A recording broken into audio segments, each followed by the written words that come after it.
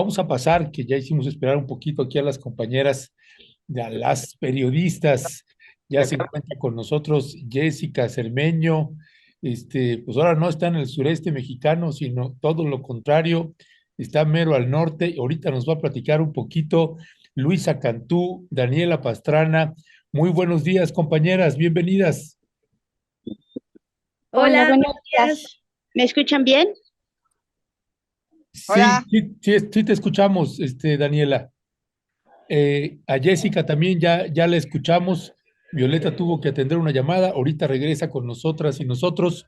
Así que pues vamos a aprovechar porque sabemos que Jessica Cermeño anda con el tiempo bien apretado y bueno, pues dicen los que nos cuentan, es decir, pues que termina pues ya una etapa. Ya está ahí, Violeta, qué bueno que ya te incorporas. Pues Buenos días, bueno, queridas. Perdón. Muy buenos días. Jessica Cermeño, pues llega a su fin el llamado Título 42, este programa antimigrantes que pues se convirtió en una más de las tantas pesadillas. ¿Qué decir? ¿Estás por ahí en la frontera? Amigos, qué gusto saludarlos, Ernesto, querida Violeta, Luisa, querida Dani. Sí, estoy aquí en Matamoros y la verdad es que hice todo lo posible para conectarme con ustedes porque no quería que ustedes dejaran de ver lo que está pasando. Miren, yo estoy prácticamente en la frontera de Matamoros con Brownsville. Déjenme les paso, voy a tratar con mis pocas habilidades de Bueno, influencer, que no tengo, por supuesto, que vean por allá esos migrantes que ustedes ven allá antes de el alambre de púas, que acaban de cruzar apenas hace menos de una hora y les están literalmente rogando a los agentes estadounidenses para que los dejen pasar. Aquí hay mucho aire, espero que me escuchen lo que estoy diciendo, por supuesto. Ellos se cruzaron nadando, es una parte de las zonas del río Bravo donde se puede todavía nadar, pero como pueden ver, pues no los están dejando pasar. Prácticamente lo que hizo el gobernador de Texas, Greg Abbott, es que en toda esta zona de la frontera, pues poner más medidas para evitar el flujo migratorio, porque sobre todo en esta zona de la frontera es donde más ha habido cruces. Para que se den una idea donde estoy, hay alrededor de 18,000 migrantes en todo el estado de Tamaulipas. Miren, esto que están viendo son los agentes migratorios que ya reforzaron la zona, porque tengo que decirles que en los últimos 2 días pasados, para cuidar a los miles que estaban aquí, pues vimos nada más una decena de agentes, pero ya hay más presencia. También vimos presencia del ejército mexicano. Allá arriba están los migrantes y esa camioneta que ustedes ven es de migración para tratar de que no se pasen por aquí. Ahora les voy a enseñar la zona, obviamente donde están los medios de comunicación, porque lo que están viendo ahí están todas las cámaras, porque le insisto, acá en cada momento, en esta zona, de repente rompe y se cruzan, y se cruzan, y se cruzan, y hasta donde llegan, miren nada más, es hasta allá. Y no sé si alcanzan a ver, voy a tratar de taparme aquí para que no escuchen tanto el aire, pero arriba están los agentes de la Guardia Nacional de Texas que han llegado pues prácticamente en los últimos días, y más arriba incluso hay Humvees que no estaban ayer, por lo menos no en esta cantidad, decenas de camionetas ya las vieron, incluso vi a la policía montada de aquel lado, y están trayendo pues prácticamente todo el arsenal. Y mientras tanto, ese es el lado de la seguridad, del cierre y todo. De este lado, miren todo lo que han dejado estos migrantes, básicamente. Aquí encontrados no tienen ustedes idea qué tipo de basura. Incluso, además de la ropa, por supuesto, ¿no? De cosas personales, incluso documentos de los migrantes que dejan tirados ahí. O sea, es muy terrible lo que estamos viendo acá. Y me voy a tratar de subir otra vez con mis pocas habilidades también para el hiking, pero para enseñarles el lado donde están los migrantes, que obviamente no pueden estar en ese cerco que les estoy enseñando aquí abajo, solo nos dejan pasar a los medios y ellos están esperando aquí. Todos ellos lo que están esperando es ver qué ocurre con el título 42. Y lo que yo siento acá, y se los puedo decir con toda la sinceridad que he visto, es mucha desesperación. Muchísima desesperación de la gente que está buscando llegar a Estados Unidos como sea, pero cuando llegan a este punto ya se dieron cuenta que todo lo que estuvieron pensando desde que estaban en un lugar como Chiapas, como Veracruz, Puebla, cualquier lugar donde se encontraban, era cierto, que les estaban diciendo que la frontera no se iba a abrir, pero verlos aquí, darse cuenta que de verdad no van a abrir la frontera ha sido para mí, pues es terrible sí es terrible para mí, imagínense para ellos. La verdad es que es muy fuerte. Nosotros estamos aquí reporteando con Univisión y vamos a estar toda la noche hasta que termine este título 42 a ver qué ocurre, pero lo que me preocupa es pues sí, la incertidumbre, la gente que se va a quedar en el limbo, que no saben qué hacer. Muchos están esperando una cita con la aplicación de CBP One. Miren, ya están gritando allá, entonces empiezan a acercarlos de acá. Miren, más o menos la dinámica de siempre. Empiezan a gritar de aquel lado, se empiezan a acercar, porque la gente obviamente está desesperada, ¿no? Entonces yo no quería dejar, yo sé que hemos platicado mucho de migración allá en el programa y no quería dejar de conectarme con ustedes, aunque sea unos minutos, para que vean cómo se siente acá, que de verdad es muy fuerte que la gente tenga que pues, salir, tener que migrar y que no tengan a dónde, ¿no? Y que las puertas de Estados Unidos estén cerradas, por lo menos en la zona de Texas, con un alambre de púas y es un muro humano, porque tienen incluso hasta las armas largas los agentes estadounidenses y no les importa. Yo ayer vi a gente con niños, ¿no? Miren, ahí está el agente migratorio diciéndoles váyanse para allá, porque si no, no los controlan. Son miles de migrantes aquí. Y por eso quería estar con ustedes, aunque sea unos minutos, y aunque me tenga que desconectar, pero quería enseñarles la realidad que se vive acá en la frontera, ¿no? Y pues les mando un abrazo grande desde Matamoros. Pues adelante, Luisa, Daniela, Violeta, también si quieren preguntarle algo a Jessica. Sí, Jessica, muy buenos días, ¿cómo estás? Bueno, en esta realidad ya nos dirás cómo puedes estar. Tú nos estás mostrando también esta realidad que viven pues, miles de migrantes que intentan. Hoy, Jessica, a lo mejor no tuviste oportunidad de escuchar, pero el presidente hablaba incluso de la cantidad que les están pidiendo a los migrantes con esta promesa de pasarlos, ¿no? De estas, y él decía entre 8,000 y 10,000 dólares para poder pasarlos y que bueno que el gobierno mexicano ha empezado a desplegar una campaña de que pues realmente no van a poder entrar a Estados Unidos como les están diciendo pues estos polleros. Él hablaba de traficantes de personas y bueno, ¿cuál sería tu valoración de esto, Jessica, de esta pues de este fin del título 42 y esta promesa que se les está haciendo a los migrantes y esta cantidad de recursos que a mí me pareció muchísima, 8,000, 10,000, entre 8,000 y 10,000 dólares y más, ¿verdad? También por todo lo que van ellos requiriendo y van teniendo que pues, dar a lo largo del trayecto, querida Jessica. ¿Cuál sería tu valoración? La verdad, Violeta, es que sí, totalmente el presidente tiene absoluta razón. Cada vez es más caro cruzar a Estados Unidos de manera más o menos segura, y no me refiero segura de que no esté corriendo tu vida, sino de que te puedan garantizar que puedas llegar a Estados Unidos precisamente por toda la campaña. Son 24,000 agentes nuevos los que están desplegando el gobierno de Estados Unidos a lo largo de toda la frontera con Estados Unidos. Y los que pueden pagar, pues no tienen que hacer eso. Miren, me voy a asomar un poquito. Los que pueden pagar no tienen que andar buscando, bueno, algunos reporteros allá, pero se están moviendo por todos lados a ver dónde pueden cruzar. Ya sé que mi celular, mucha fita y no les sé hacer zoom, pero más allá está, en el alambre de púas, toda la gente está tratando de encontrar un espacio libre donde no haya agentes estadounidenses. Por supuesto que estos son los que no pueden pagar eso. Y tiene razón el presidente, y tiene razón cualquiera que lo diga, que cuando llegan a esta frontera les llegan con la promesa de que los van a pasar y muchas veces eso no es cierto. Y es un gran negocio el de la migración, es un gran negocio el de la migración que yo me atrevo a decir que por lo menos en muchas zonas está controlado por el crimen organizado también, por supuesto, ¿no? Eso ya está confirmado y hasta los papeles de Guacamaya les dejaron ver cómo el ejército se ha dado cuenta como en ciertos puntos es el crimen organizado el que controla.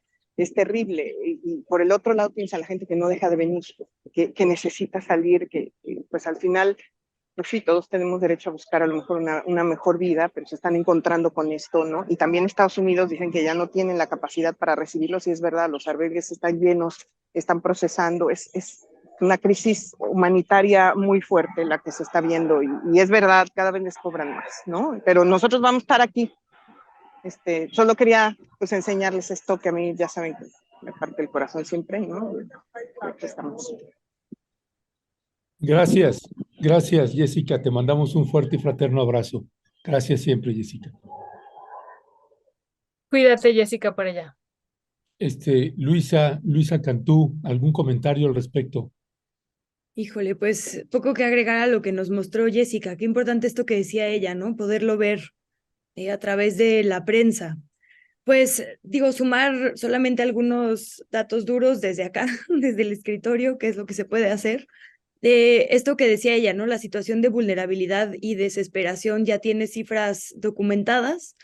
Digamos, se prevé que se acabe este título 42, que no es, digamos, el 100% de las expulsiones, es una manera de expulsar gente, especialmente gente de ciertos países, pero bueno, ha habido otras que también están ahí. Ahora entiendo que el título 8 será, digamos, la medida estándar, que aunque no es un procedimiento tan rápido, tiene penas, digamos, más severas, o por lo menos para quienes intenten cruzar más de una vez la frontera.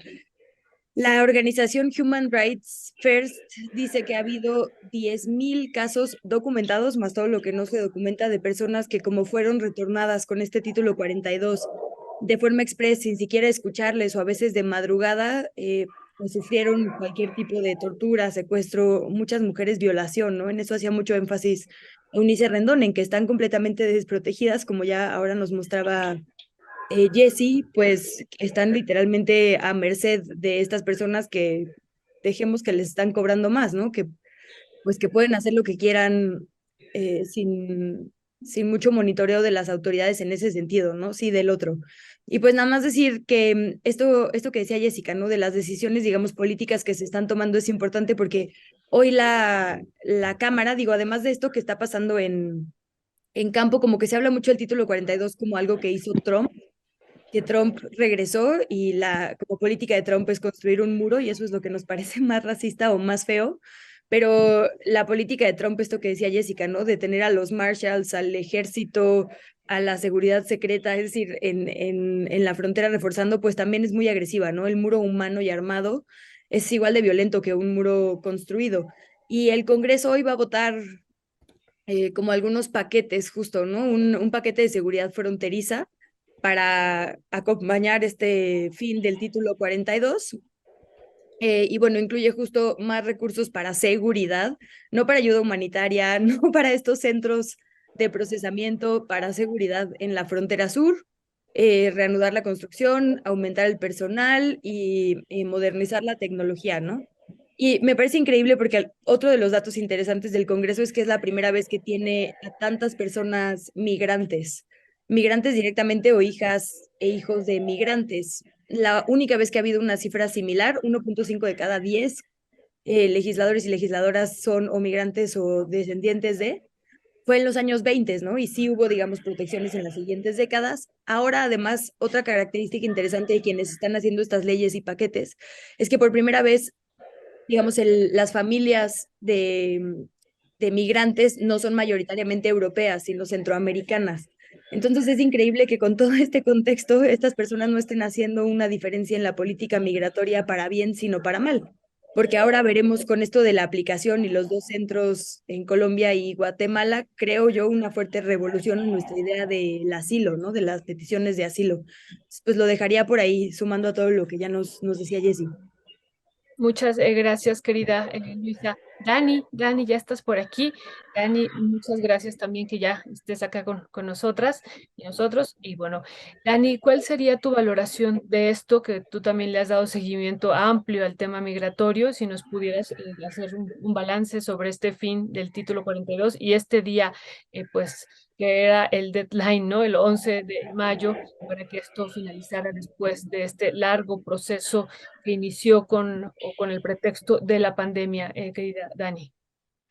Sí, justamente hay que recordar esto, ¿qué es el título 42 para quienes a lo mejor lo han oído mucho, pero tampoco tienen claro que fue una medida, un decreto del expresidente Donald Trump, que justo con la idea de enfrentar o de cerrar un poco las fronteras a la pandemia de COVID-19, decretó este decreto, que es básicamente la expulsión express de cualquier ciudadano que no presentara documentación legal en Estados Unidos, ¿no? De 2020, de marzo de 2020 a marzo de 2023, según los datos que estaba viendo, se han echado a Estados Unidos más de 5 millones de personas, y de esas más de la mitad han sido bajo este esquema del título 42. O sea, sí ha sido una cantidad tremenda, y casi todos han sido, el 90%, quedan en la frontera de México y se han quedado a vivir en las fronteras de México. Ese es parte del problema, cuando siempre, pues es una cosa que insistimos mucho, ¿no? En México solo es el 1% de la población, digamos, no nacida en México, no mexicana, la que vive. O sea, estamos hablando de 1.2 millones de personas. Si estuvieran distribuidas en todo el territorio, con ayuda humanitaria, con una serie de cosas, pues no habría problema. Pero si todos se quedan en un lugar, eh, que puede ser esta comunidad de Oaxaca, donde hubo un problema serio, o puede ser las fronteras de Estados Unidos, pues generan tensiones con la población que está ahí, o si es afuera de la Comar, en la Ciudad de México. Entonces, ese ha sido parte del problema en estos 4 años, que esas comunidades se han quedado ahí porque solo las dejan, las cruzan la frontera y ahí se quedan, ¿no? Entonces, una medida que aparentemente ahora puede ser, digamos, en principio parecería como benéfica, se acaba ese decreto del título 42, en realidad, como no hay opciones y como no se han construido opciones de ningunos países, como bien decía Luisa, de atención humanitaria y no policíaca, de persecución policíaca, entonces lo que se prevé es que va a ser una situación todavía más precaria, porque lo que ocurre con estas personas que se quedan en la frontera, imagínense, con los reportajes que hemos visto en la frontera de Tamaulipas, cuando los dejan acá, pues quedan en una situación de súper vulnerabilidad, frente a grupos de crimen organizado que pues están ahí listos, ¿no? Esa es la parte que creo que ahorita debe preocuparnos más, y pues todo lo demás que ya dijeron Luisa y que ya nos mostró Jessica, pues es la situación que tenemos hoy jueves 11, que se acaba, que finalmente se termina este decreto, ¿no? Ya, gracias, Daniela. Permítanme leer rápidamente algunos comentarios de la audiencia. Y dice nuestra querida María Guzmán, y mucho más de $8,000 es lo que están pagando los migrantes. Nava Romero Noemí, gracias por su trabajo. Jessica, qué complejo para los migrantes. Un fuerte abrazo. Laura Urquieta, gracias Jessica por tu investigación. Eres un ser humano maravilloso por tu gran sensibilidad. Angélica Nería, menos dinero para Ucrania, más recursos para Centroamérica. Frida B., se endeudan por mucho tiempo para poder llegar a Estados Unidos y no los dejan ni pasar, solamente piden trabajo. José Luis Herrera Jiménez, en unos días se cruzarán el río y estos malos ratos se olvidarán. Bueno, hay de todo. Erika Hernández, Jessica, Ernesto, gracias por informar esta triste situación.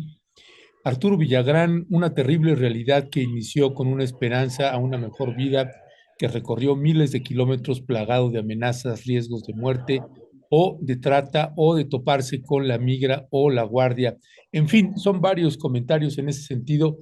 Si les parece, compañeras, vamos a pasar al siguiente tema, y tiene que ver con el caso. Nos tocó, aquí lo comentamos en esta mesa y tenemos ahí imágenes de un tuit, de un hilo de tuit que publicó Sasha Sokol, esta ex cantante de Timbiriche, que pues en esta denuncia que hizo después de que pues Luis de Llano participó en un programa con este otro conductor de espectáculos, Jordi Rosado, e hizo declaraciones lamentables. Pues bueno, Sasha Sokol demandó a Luis de Llano y este es el hilo que publicó.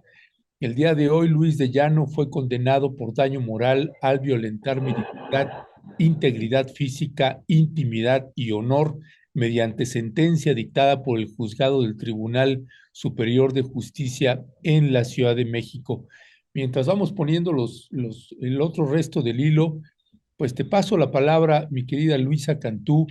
¿Cuál es también tu percepción de este caso que finalmente hubo pues ya un fallo en contra de Luis de Llano con unas declaraciones que generaron muchísima indignación de muchas y muchos mexicanos, mexicanas y de gente de otros países incluso, y pues se ganó un caso, una denuncia de Sasha Sokol. ¿Qué decía al respecto, Luisa? Ay, permíteme polemizar, pero yo no le veo ningún triunfo a este caso. Ajá. Justo porque es por daño moral. El güey es un pedófilo, perdón, ¿no? O sea, lo que está en el centro de la discusión, digamos que el daño moral, esta revictimización que se hace a Sasha Sokol, por aquí lo tengo yo. Y también, perdón, es que no alcanzo a leer las letras tan chiquitas del Zoom, entonces lo voy a, no sé si vaya, digamos, a la par, pero en algún momento dice que la sentencia considera que lo declarado por Luis de Llano en medios de comunicación constituye un acto de revictimización y bueno, lo condena a una disculpa pública, a abstenerse de volver a hablar de lo sucedido y pagar una indemnización que bueno, ella va a donar para una organización de víctimas de abuso sexual, ¿no? Por supuesto, no le estoy criticando a ella, estoy criticando a este sistema, ¿no? Porque la broma o la forma en la que lo aborda en esta entrevista con Jordi Rosado, que ya debería ser así monitoreado el programa por la FGR para saber cuántos delitos se han cometido por parte de la farándula, ¿no? Pues la verdad es que es la última consecuencia de una serie de violaciones graves que son permitidas en nuestro país, sobre todo por ciertos grupos de poder, ¿no? Estos justo hombres en medios de comunicación han cometido abusos contra mujeres y mujeres menores de edad por décadas sin ningún tipo de consecuencia. Si yo fuera Luis de Llano, librarla por daño moral me parece lo menos posible. Ella tenía 14 años. Lo que está denunciando que sucedió, en algún momento creo que hasta en el hilo dice, ¿qué podemos esperar de alguien que encamó a una persona de 14 años? Eh, Hay muchos otros delitos que son, creo yo, más apropiados a juzgar en este caso. Y claramente, pues no es la única víctima, ¿no?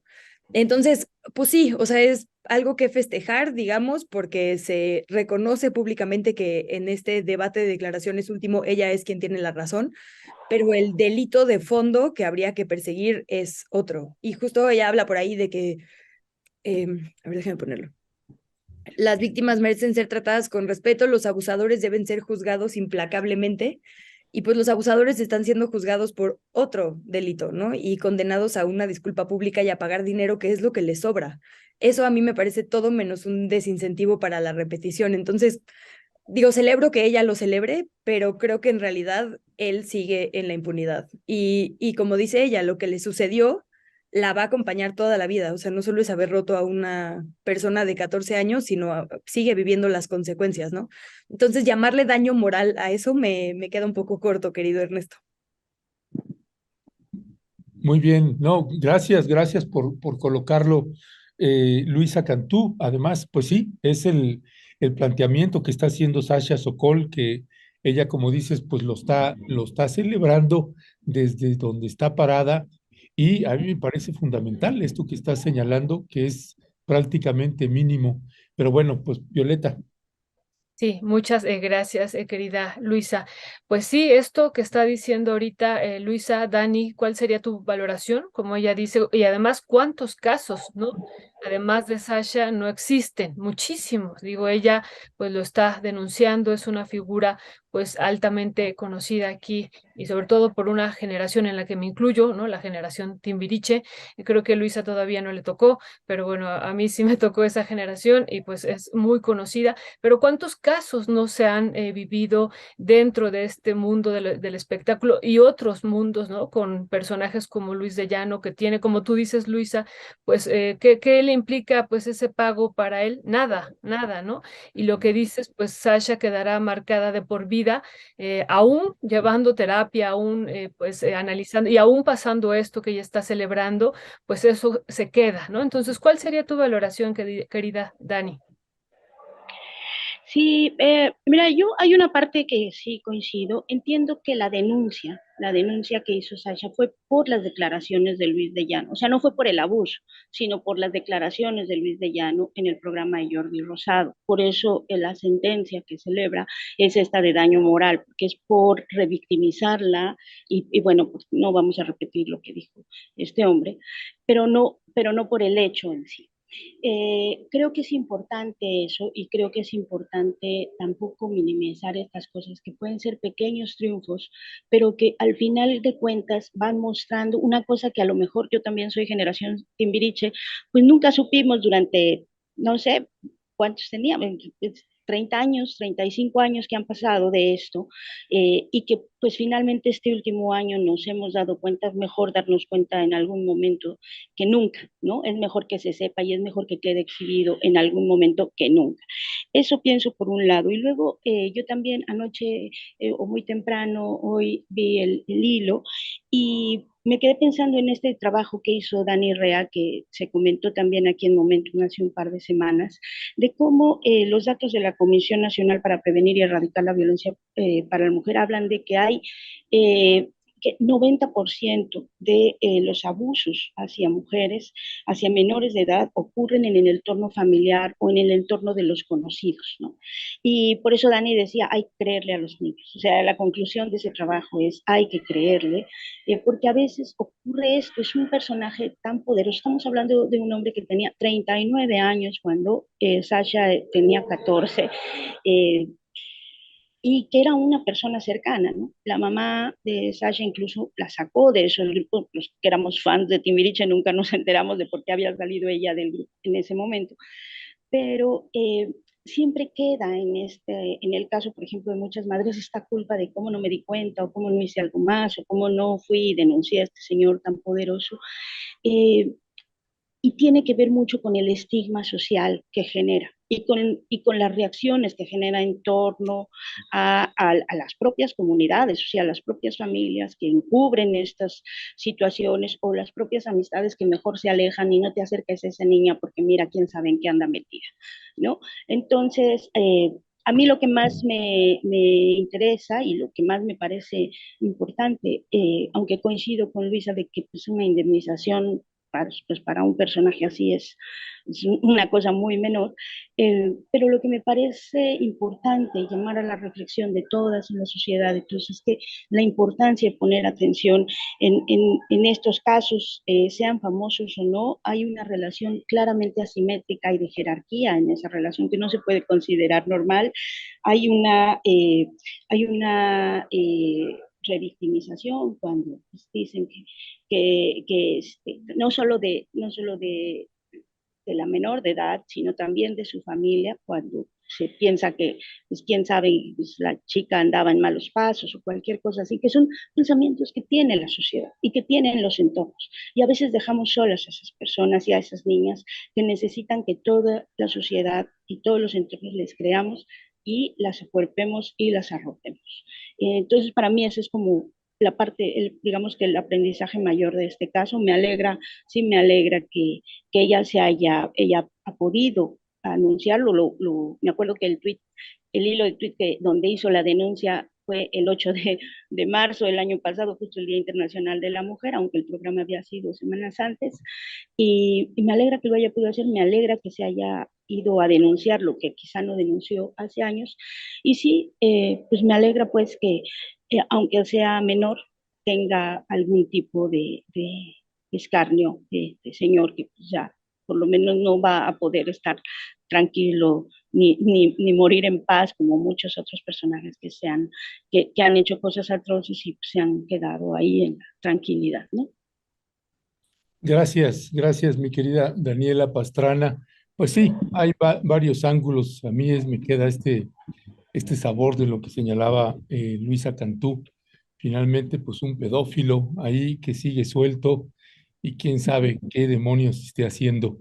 Pero por lo menos hay un caso que por lo menos lo exhibe más de cuerpo entero.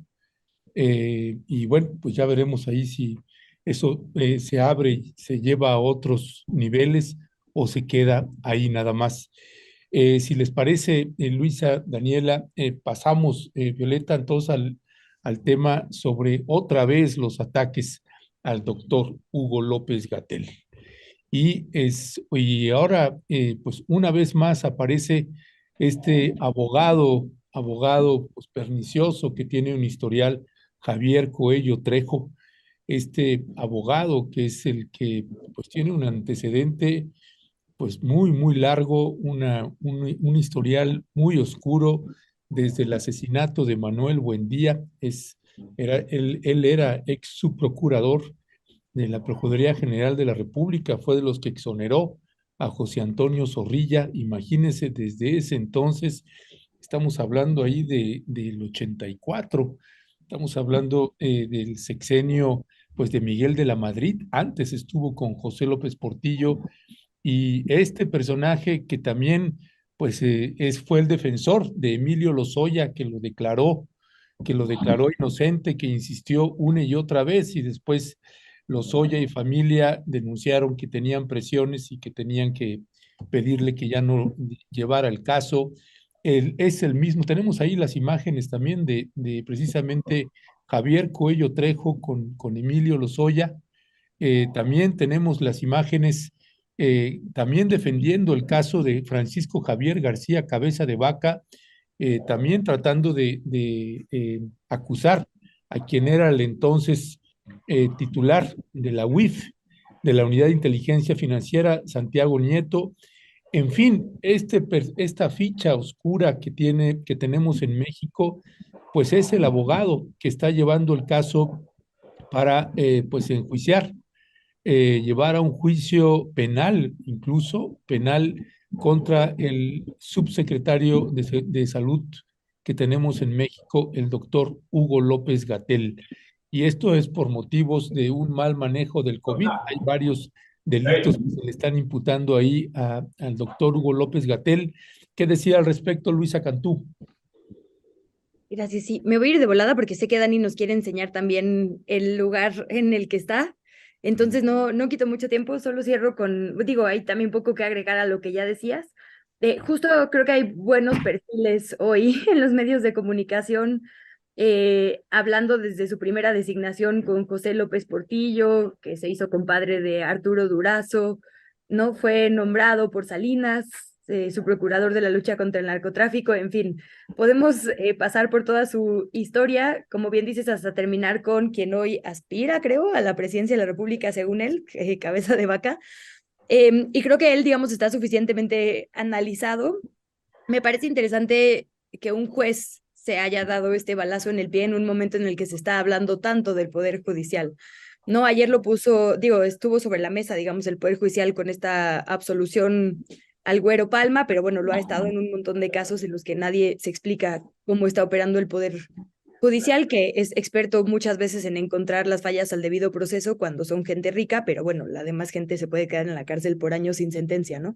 Entonces creo que es muy sintomático desde el Poder Judicial. Como bien relatabas ahora, un juez federal le ordena a la Fiscalía retomar esta investigación, porque hay que recordar que es, digamos, una segunda parte, por falta de deber de cuidado, negligencia y falsos informes dados a la población. Y a mí esto me parece que confirma que el Poder Judicial a veces sí juega políticamente, porque cualquier persona que dé 2 clics o que vea una de las conferencias que dio el subsecretario López Gatell, sabe que él era el vocero de una serie de decisiones que se tomaban desde la Comisión de Salubridad y el vocero de una serie de cifras que se nutrían de los estados, ¿no? De lo que mandaban los estados, por eso a veces se tardaban en actualizar. Estados gobernados también por la oposición, no solo por Morena, ¿no? Entonces, creo que este intento, digamos, de golpear a López Gatell siempre es un asunto político, ¿no? Digo, no creo que no haya gente que auténticamente se sienta lastimada por el manejo de la pandemia o que tenga dudas sobre si el cubrebocas o no, ¿no? O sea, creo que hay temas a debatir, pero creo que nos quedó suficientemente claro que no era él el que llevaba, digamos, las riendas, él era una buena figura de comunicación y por eso se escogió como vocero de este tema. Pero bueno, en un complot de este tamaño, insisto, hubieran tenido que participar todos los hospitales públicos, el Poder Judicial de los estados con CEMEFOS, no sé, las universidades, ¿no?, públicas y privadas que acompañaron este monitoreo, las organizaciones internacionales de las que por supuesto México además es parte y ha sido invitado como experto. O sea, es ridículo seguir intentando que López Gatell pague por el dolor personal de víctimas. Y creo que eso es lo que está haciendo Javier Cuello, ¿no? Con esta Trejo, con este caso de una persona, el ciudadano Felipe Jiménez Pérez, según leo, pues evidentemente su familia o quien esté, digamos, intentando esta justicia, pues está dolida, ¿no? Y me parece de lo más ruin utilizarlo de manera política, pero también de lo más ruin que los jueces se presten en un momento como este, además que sabemos es sumamente electoral, ¿no? Y pues creo que confirma un señalamiento importante que se ha hecho de que este poder necesita urgentemente una revisión, necesita mecanismos de rendición de cuentas a la ciudadanía, ¿no? Porque efectivamente, si ya va a funcionar como un contrapeso, que no debería de ser porque no se tendría que dedicar a eso, sino a velar por la letra de la ley, si ya va a funcionar como alguien que corrige la plana, o así lo quieren hacer ver algunas personas, sin ser su atribución, pues entonces también tendría que responderle a la gente. Y me parece que este caso hizo que solito se diera la razón, por lo menos sobre algunas de las figuras que lo integran, ¿no? No digo que no haya juezas y jueces fantásticos, pero muchos sí le han entrado a una batalla política que creo que no les corresponde y este me parece un caso sintomático. Muchas gracias, querida Luisa. No, no estoy silenciada, ¿verdad? Sí me están No, no. escuchando. Sí. Aquí por mi chuchito que ladra cada ratito estoy, le prendo y le apago, y le prendo y le apago. Perdón. Querida Dani, una situación ante este empoderamiento que está teniendo en algún sentido el poder judicial, debemos preocuparnos, debemos de estar alertas en general y que esto pueda proceder, o sea, esta acción penal pueda proceder. O sea, ¿tú cómo estarías viendo este escenario? Digo, porque se le pide a la fiscalía que inicie con esta investigación, pero ante esto que estamos viviendo, ¿podría proceder? Y bueno, eso por un lado. Y por el otro, pues también cómo se debería de abordar esto que ha ocurrido el día de ayer frente a los millones de muertos que hubo en el mundo, ¿no? Digo, porque aquí se está presentando de dos casos, pero estamos hablando de millones de personas que, porque uno incluso lee este comunicado de este despacho Cuello Trejo y uno ve que prácticamente culpan al doctor Hugo López Gatell de lo que pasó en la pandemia aquí en México y casi en el mundo, ¿no? Entonces, bueno, ¿cuál sería tu valoración, querida Dani, sobre esto? Gracias, Violeta. Mira, yo me quiero regresar 2 pasos al tema de Cuello Trejo. Ya no voy a aumentar en su larga lista de cosas, digo, de defensa, por ejemplo, también de la directora del Repsamen, ¿no?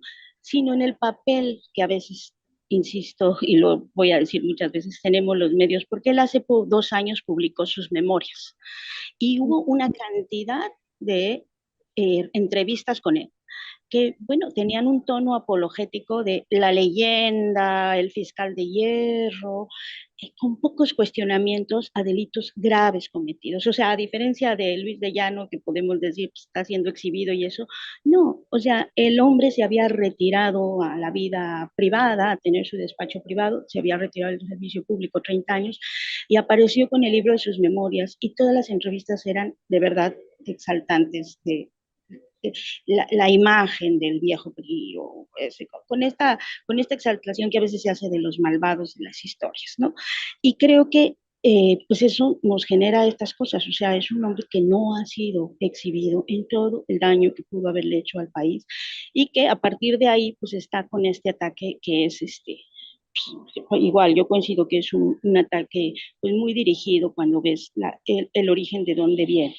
Ahora quiero también hablar un poco del juez, porque hay unas cosas que sí hablan de una relación. Es el juez Arturo Medel, un juez de control del reclusorio norte, y que justamente estaba leyendo que hubo un caso de 8 funcionarios de la comisión bancaria relacionados con la estafa maestra, eh, que al final se desechó, o bueno, se desestimaron algunas de las acusaciones, no fueron enviados a la cárcel porque estaba mal integrada la averiguación, que es lo que una vez y otra vez y otra vez alegan muchos jueces, cuando ellos tienen facultades para reparar cosas que están mal en las averiguaciones. Eso también es real y eso pocas veces se dice, ¿no? Entonces este caso llegó a un tribunal colegiado y la magistrada dijo pues que ella no podía hacer nada porque quien tenía que haber categorizado o reclasificado el delito,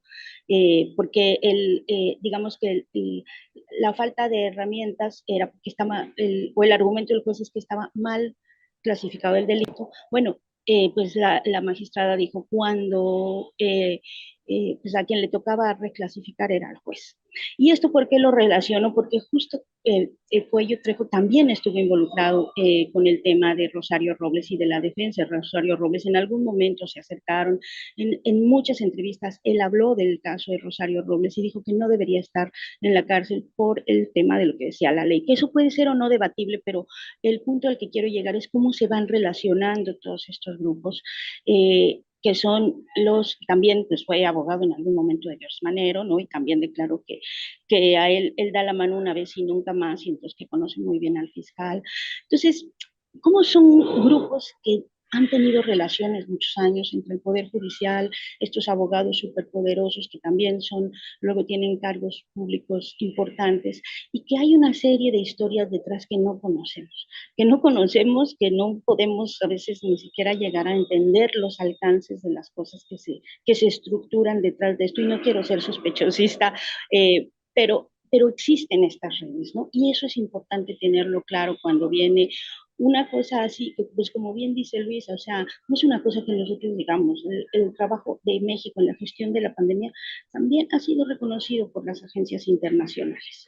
O sea, porque hubo una cierta claridad, hay cosas que eran incontrolables, hay cosas que pudieron haber fallado, pero es uno de los países que ha tenido una buena gestión, o que tuvo una gestión de la pandemia más clara y con una herramienta de difusión y de comunicación que eran las conferencias, que no es una cosa como de opinión, ¿no? Es una cosa que, pues ahí está, y cualquiera que hable con la gente de la Organización Panamericana de la Salud lo saben, ¿no? Lo han dicho varias veces, lo dijo Alicia Bárcena de Cepal. Hay muchas cosas de la gestión de la pandemia que en el caso de México tuvieron mucho más claridad que en muchos otros países, ¿no? Entonces, insistir con este tema en un contexto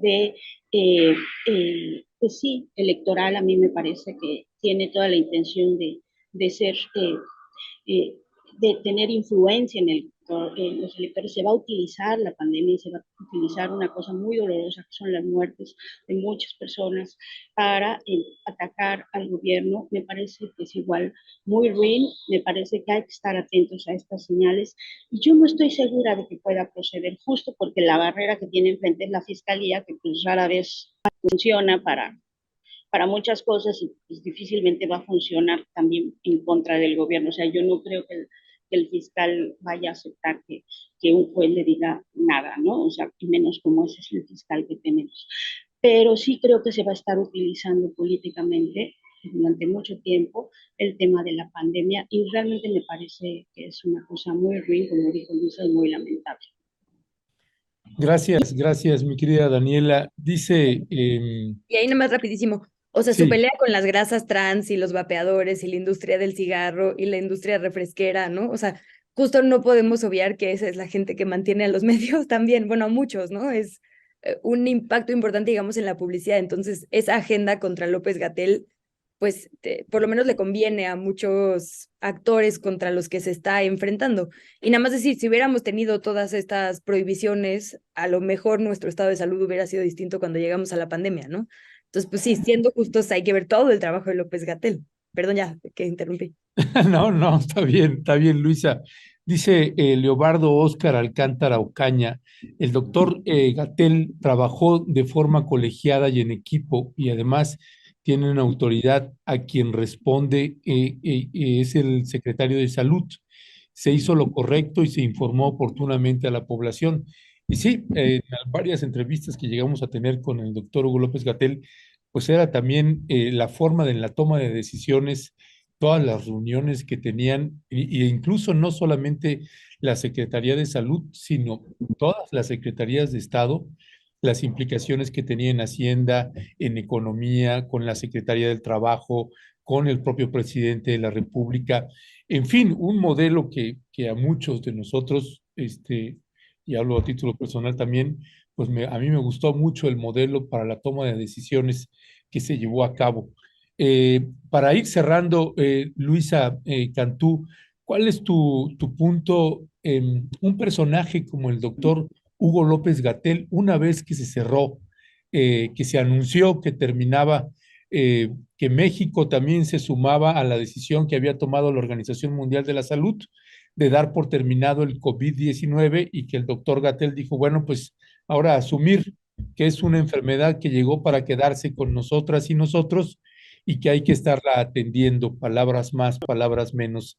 Pero ¿qué significa en esta pandemia, desde tu punto de vista y con el conocimiento que te habita sobre el tema, el manejo y una figura tan emblemática como el doctor Hugo López-Gatell, Luisa Cantú?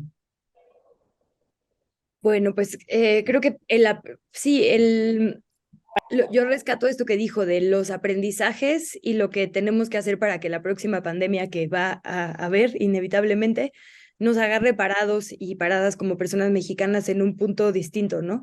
Creo que de todo lo que ha hecho Gatell, digamos, en la mira pública, eso es lo más importante. Y como que si uno va conectando los puntos hacia atrás, pues sí, no veíamos, por ejemplo, nuestras alianzas con otros países estratégicas, por ejemplo, esto que anunció la COFEPRIS, ¿no? Para fortalecer justo los lazos con América Latina y no depender de grandes potencias y de su caridad si vuelve a haber una emergencia global. Es decir, creo que estos aprendizajes que él ha puesto sobre la mesa y la posibilidad de voltear hacia otras fronteras para temas de salud me parece súper importante. Y pues también me quedaría con esto, ¿no? Que cada vez se desenmascara más. Por ahí está este reportaje de Pop Lab fantástico sobre los funcionarios de Coca-Cola que nos gobernaron por sexenios panistas y que tomaron decisiones de salud con base en lo que le convenía a su industria altamente tóxica para nuestras niñas y niños. Pues eso, ¿no? O sea, como que a pesar de que justo la prensa casi a propósito voltea hacia otros lados, como ciudadanía tenemos derecho a saber quién tomó las decisiones en materia de salud y por qué, y que hay un lobby muy grande empujando muy fuerte. Y pues nada, poner atención, ¿no? Sí, ponemos a veces mucha atención a los temas políticos y creo que la salud es uno de los temas más políticos que hay. Entonces yo no quitaría el ojo de medios como ¿no? Bueno, esta alianza a pie de página Rompeviento, como Pop Lab, como todos los que están reporteando el tema de la industria de la salud. Y sobre todo estas grandes empresas que terminaron tomando decisiones económicas en vez de en favor de la población. Creo que lo que pase con el IMSS Bienestar también será importante, es decir, como que este cierre de la pandemia solo nos abrió la mira y creo que además a muchas y muchos de nosotros que no habíamos cubierto nunca temas de salud o de ciencia con este rigor que requirió la pandemia, pues ya nos dio pistas de dónde tenemos que tener nuestra mira, ¿no? No son temas menores ni temas para páginas interiores, son un asunto literalmente de vida o muerte. Entonces creo que el mayor aprendizaje que podemos tener y que nos dio además López-Gatell es ponerle una mira al panorama completo. Muchas gracias, querida Luisa. Dani, pues está acabando el tiempo y si tú nos puedes compartir también esto que estás viviendo ahorita en Veracruz. Y bueno, nada más comentar esto que decía Luisa, que es muy, muy importante. Pues esta es una cuestión política y económica, ¿no? Está enfrentando a grandes poderes, ya los ha dicho ahorita Luisa muy, muy bien. Y las farmacéuticas, que también eso hay que agregarlo, que también esa es una batalla brutal, es una de las industrias que también más recursos a nivel mundial genera y aquí había grandes negocios alrededor de eso, ¿no? Bueno, pero pasemos, querida Dani, también a esto, si tú quieres comentar algo sobre esto y bueno, ya de lo que estás viviendo allá en Veracruz hoy día, Dani. Sí, nada más, sí, breve, porque ya se me acaba el tiempo. Es les quiero recomendar un reportaje, un trabajo, una entrevista con Gustavo Leal, que es investigador de la UAM y que tiene años, como 30 años, documentando o estudiando las políticas públicas de salud, donde justamente habla de la transición esta como del INSABI al IMSS Bienestar, la historia del Seguro Popular, dice algo así como construir sobre las ruinas de la privatización, o sea, lo que nos dejó la privatización del sistema de salud, lo que implicaba, lo que se pretendía con el INSABI, lo que impactó la pandemia y luego ahora los retos que tiene esta cosa que se llama, el organismo que se llama IMSS Bienestar, que tiene no pocos retos porque justamente todo lo que podría ser bueno y bondadoso del modelo original del IMSS, dice IMSS Bienestar, yo recuerdo que se llamaba IMSS Coplamar, esas bondades pues ya no existen. O sea, no, las retoma este gobierno sobre una cosa que está en ruinas, porque justo fueron las dos administraciones de Vicente Fox y Felipe Calderón las que se encargaron de desmantelarla. Y ahí hay que recordar también el papel de secretarios de Estado como Julio Frenk, ¿no? Que, pues, que crearon esto del Seguro Popular, que impulsaron esta idea, o de José Antonio Meade, después secretario de Hacienda, y cómo se controlaba y cómo se fue entregando ese sistema de salud a las empresas privadas de la industria de alimentos y por supuesto las farmacéuticas. Entonces me parece importante, ahí está mucho más aclarado y explicado de lo que yo puedo. En unos momentos va a empezar la disculpa pública del gobierno de Veracruz hacia 4 familias, las familias de, aquí tengo los nombres, Johnny Enríquez, Héctor Manuel Facundo, José Manuel Cruz y Eliaquim Alvarado, que fueron desaparecidos forzadamente el 11 de mayo de 2015. ¿Y por qué digo forzadamente? Porque fue la fuerza civil la que se los llevó en el marco de una cosa que se llamó blindaje, el operativo blindaje Coatzacoalcos, que duró varios meses, que provocó la desaparición de muchas personas que estaban en su casa y se las llevaba la fuerza civil. Esta fuerza civil tan terrible que operó durante el gobierno de Javier Duarte y durante el gobierno de, y digo, con la gestión de Arturo Bermúdez al frente de la policía. Entonces, para las familias, que no solo las 4 que van a recibir esta disculpa, sino en general para las familias que fueron estigmatizadas, criminalizadas por mucha gente, pues por la desaparición de sus familiares, que todavía no tienen pistas de dónde están, pues es importante el reconocimiento de que se los llevó, que fueron desaparecidos forzadamente por la policía, muy probablemente torturados, asesinados en el Encero, que es la academia de policía donde ocurrieron cosas atroces. Ahora se encontró pues ya el cuerpo de uno de los desaparecidos durante este operativo Blindaje Veracruz hace un año, y se encontraron ahora también un cementerio cerca del Encero, que está por Jalapa, en Actopan, y eso pues les da esperanzas de poder saber qué pasó. Por este caso de estos 4 de hoy, están 12 policías detenidos, pero ellos no han querido declarar. Ellos declararon en un inicio que ni había operativo blindaje Coatzacoalcos, aunque lo había anunciado el gobernador con bombo y platillo. Declararon que no estaban activos y que ellos no hacían detenciones, pero las bitácoras mostraron que sí había operativo, que sí hacían detenciones y que sí estaban activos. Entonces, por eso están detenidos, pero no han querido decir nada ni dar pistas de dónde pueden haber estado las personas que desaparecieron.